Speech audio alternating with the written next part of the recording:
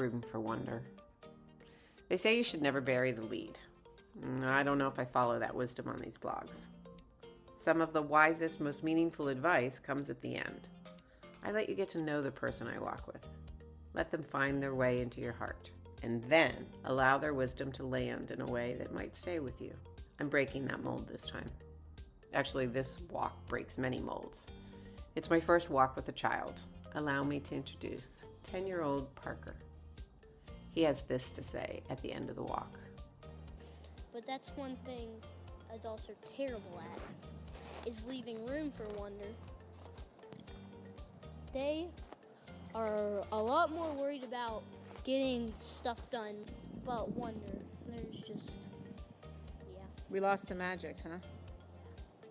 You can hear his exasperation. He's in a state of disbelief that we've lost it. It felt like we were disappointing him. He admits we're still creative, especially his mom. But wonder? That's another story altogether. Another level deeper than creativity or curiosity. And we've left it behind. For you to understand this better, I need to start at the beginning. The thing is, when is the beginning? Should I start chronologically with that day 6 years ago that Parker sidled up next to me while I was preparing to shoot a headspace for Wheeling Country Day School? We wanted him to attend to the camera. He wanted to investigate a buckeye. So we did. We wondered about its layers, its outer skin. I'll be honest, I remember well how terribly hard it was to slow my world down to his speed. I had a schedule. Luke and I had to get this video recorded. Had Parker known that, he would have been disappointed in me. Perhaps the story starts later, in November 2020, when I sat by my friend and mentor, Bill Hogan, as he transitioned from this life. He had asked me to come see him. He had some wisdom to leave me with. Truthfully, it was the first seed of these walks, but I didn't know it yet. That is the way it was with Bill. He suggested something, and then let it germinate with you until you are ready to embrace it. I guess I was a slow learner. In addition to a few other personal guideposts, Bill told me, keep doing it for the children. Yes, you're smart, but that's not what your gift is. You're doing the work God intends for you to do when you do it for the children. Love them. That's really all there is. I kept that as my North Star in my final years as head of school, and certainly in the best work we did to scale the CML. The children were the driving mission. When I started these walks, I focused on leaders. I lost my way a little bit until I found myself sitting on the same bed in the same room with Bill's wife, Susan. I was holding her hand wondering. No, not wondering, considering. Wonder has a different meaning in this walk. Considering what stories I should share with her. As I talked about Ella and Grace, she rolled and hugged my arm tighter. Her action stopped me. Suddenly, I could hear Bill's voice telling me, keep doing it for the children. I told Susan all about Bill's wisdom, charting the course for my life. As I got in the car that night, I was resolute about one thing. I needed to start walking with children, too. They have something to say, and too often no one is listening. Later that week, I asked Parker's parents if he could be my first. I chose him not just because of the buckeye he introduced me to, but because his eyes light up when he sees me, almost as much as mine do. As you can tell by his sage warning, he is wise beyond his years. Perhaps all children are wise, until the years begin to silence them. Regardless, this was a voice I needed to amplify. Ironically, the microphone wouldn't pick up his voice. You could hear mine, but it was as if I was alone. We traded mics and traded back. No luck. I observed the synchronicity of wanting to amplify a voice that the microphone could not pick up. I had to be persistent and patient and curious to find a solution. No schedule this time. Pretty much the way we need to listen to children all the time. We walked for almost an hour, and I could sense our conversation had taken its full course. But I knew to keep listening. I have to exude patience. I could have easily ended our walk, but I didn't. I kept recording. That's a lesson I've learned in over 20 walks. I cannot be in a rush to push stop. Some of the best nuggets of wisdom come at the end when you think you're already past the end. That's one thing adults are terrible at, is leaving room for wonder. I totally botched the beginning of our walk. I picked Parker up at school and made the typical yet fatal error. I asked you, how was school today? And you said, Good. right. And then I immediately was like, wow, that is the wrong question. So, what did you learn at school today that you now know that you didn't know when you woke up this morning? I learned that a division problem is the exact same thing as a fraction. So the first number, just say we were doing 37 divided by 2. The 37 would be on the top. It would be the numerator. The 2 would be the denominator. And that would be called an improper fraction because the top number is bigger than the bottom number. Parents, take heed.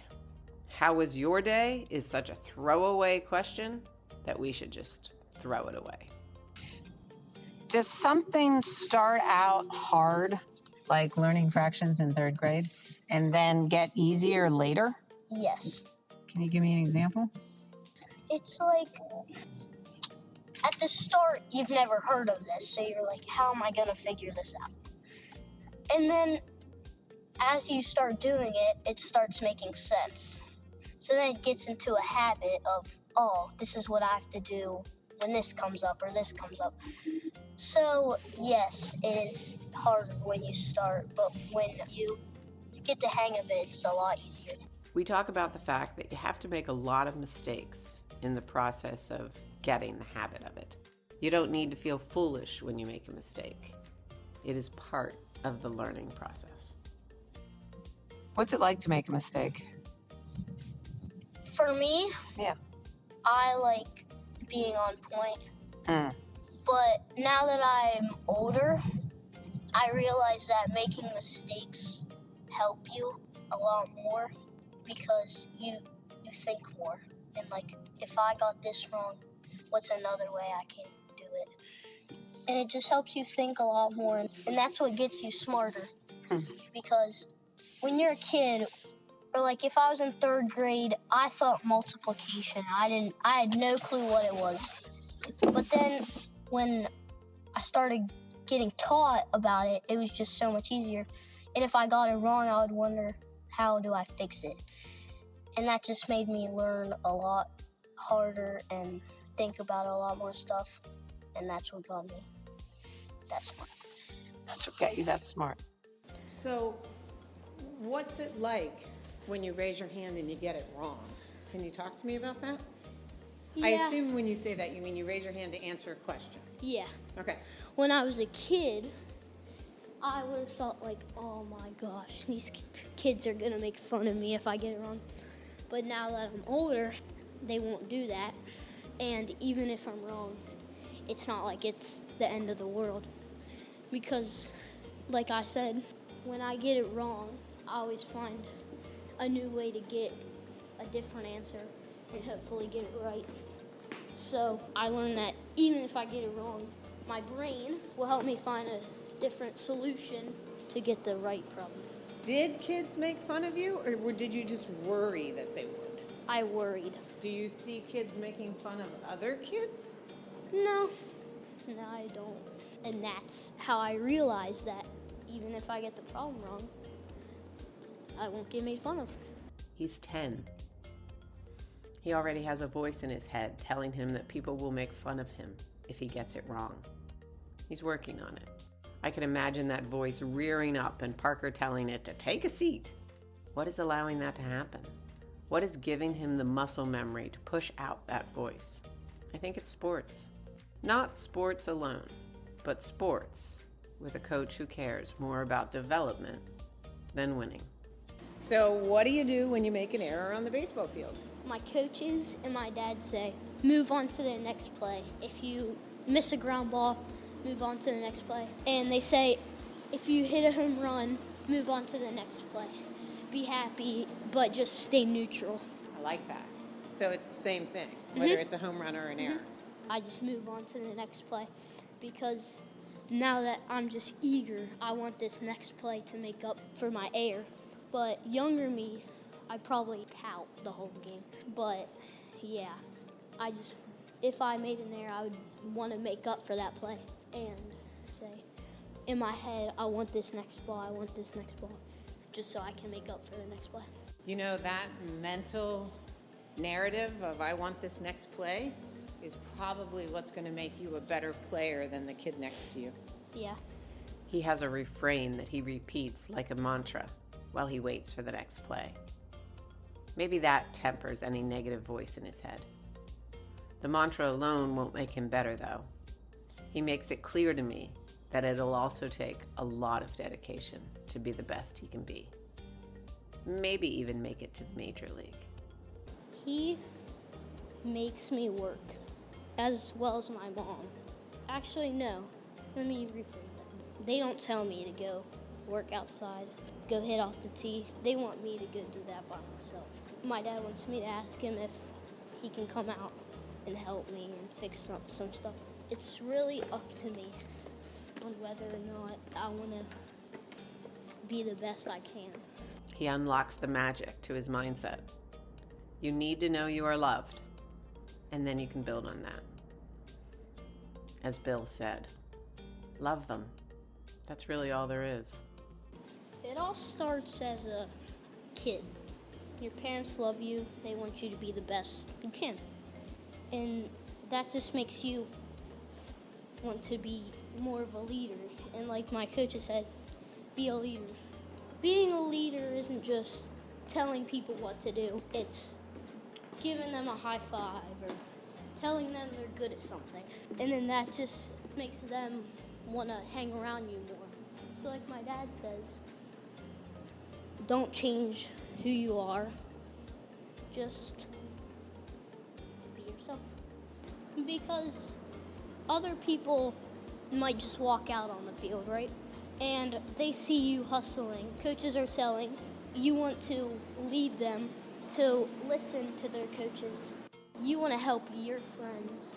If they end up being better than me, that'll make me even more happy because that just proves that me being a good leader brought them there. Love that. In the eyes of this 10-year-old, there are two goals. Be happy and be your best. It doesn't have to be the best, just be your best. He's willing to put himself out there as a role model, a leader. He will hit off the tee when he needs to. That's not beneath him. He will hustle onto the field every time. He will listen to his coaches. He will focus on the next play rather than pout about the last one. His favorite game was one he lost. The championship in a baseball tournament that left them holding the runner-up trophy. They had lost the very first game and had to prove themselves in every other game to reach the top of the bracket. They also had lots of time at the beach. I dare say that was his favorite game because he got to be a kid and do his best on the baseball diamond. As we walked, I was sure there were enduring lessons he learned from baseball. When I asked what he would want adults to know about life, what wisdom would he share? He returned to the simplicity of having a catch with your dad. My dad, as a kid, he promised that if I ever have a son, even if it's winter, I'll go out and have a catch with him. And he told me that. Even times he didn't want to have a catch, he still came out. He wants to make this sport fun for me. So if you're a parent that coaches, that's just, you want to make the sport fun for them, make them want to keep playing. Playing catch with your dad is a cultural touchstone of love and connection, transcending a simple game of throwing and catching. The rhythmic exchange of a ball becomes a ritual of connection, symbolizing patience, trust, and the transmission of love across generations. Beyond the physical act, having a catch embodies a moment of pure, uninterrupted relationship where presence is everything. I would love one more catch with my dad. I remember our last one well. I was an adult. I was coaching varsity softball. I didn't think I was throwing well enough. I met my 72-year-old father at Lindsley, and we had a catch. I was transported to my childhood. I didn't have lesson plans to review, or laundry, or grocery shopping, or any other badge of adult life. He didn't have a hospital to run. We were simply present with one another. I think there was wonder in that moment. Parker would have been proud. On that November night, Bill had also said, I didn't paint to make something beautiful. I created art to let my soul speak to all the other right people. You'll know when you meet the people you connect with. Trust them. So I will walk with children and amplify their voices for all the other right people. I am walking with leaders, after all. I'm walking with right people, those who lead with their heart. Thanks, Parker and Susan, for walking me back to Bill. He saw me. It's what drew me to him time and again, especially that last night when he said, think with your heart. Bill would have loved getting to know Parker.